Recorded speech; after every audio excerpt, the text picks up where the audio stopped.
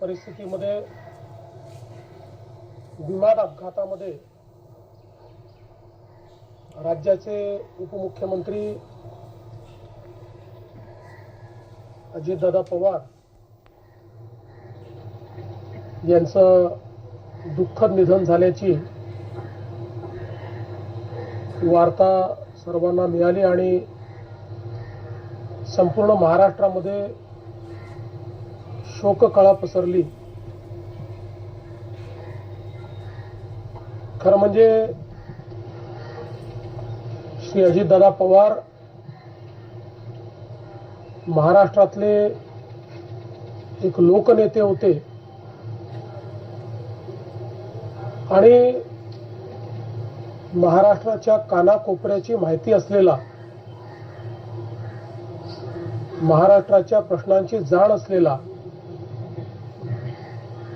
अशा प्रकारचा हा नेता होता की ज्यांच्याबद्दल जनसामान्यांमध्ये प्रचंड मोठी आस्था होती। अजितदादा एक अतिशय संघर्षशील अशा प्रकारचं नेतृत्व होतं आणि सर्व परिस्थितीमध्ये न डगमगता पुढे जाणारं अशा प्रकारचं व्यक्तिमत्व होतं। महाराष्ट्राकरता आजचा दिवस हा अतिशय कठीण दिवस आहे, कारण अशा प्रकारचं नेतृत्व तयार व्हायला अनेक वर्ष लागतात आणि ज्यावेळी महाराष्ट्राच्या विकासामध्ये अतिशय महत्त्वपूर्ण योगदान ते देत होते, अशा काळामध्ये त्यांचं निघून जाणं हे अविश्वसनीय आहे, मनाला चटका लावणारा आहे। माझ्याकरता तर वैयक्तिक एक दमदार आणि दिलदार अशा प्रकारचा मित्र या ठिकाणी सोडून गेलेला आहे।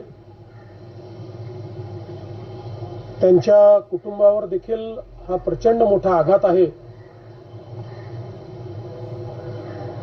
मी आणि एकनाथराव शिंदे साहेब आम्ही लवकरच बारामतीकडे निघणार आहोत।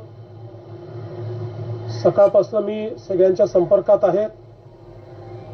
माननीय प्रधानमंत्री महोदय, माननीय गृहमंत्री महोदय सर्वांशी चर्चा करून त्यांनाही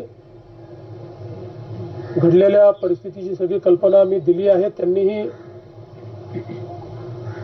याबद्दल प्रचंड दुःख हे व्यक्त केलेलं आहे।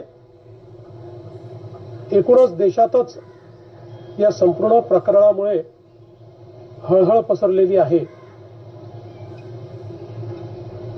पुढच्या सगळ्या गोष्टी ज्या आहेत त्या परिवाराशी चर्चा करून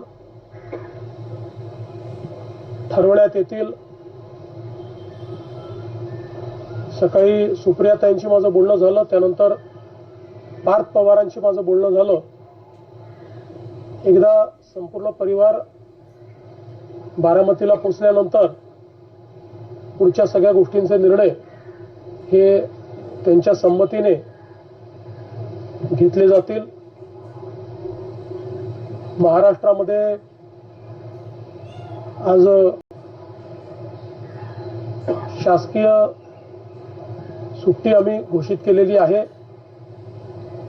आणि त्यासोबत 3 दिवसाचा दुखवटा देखील जाहीर करण्यात आलेला आहे।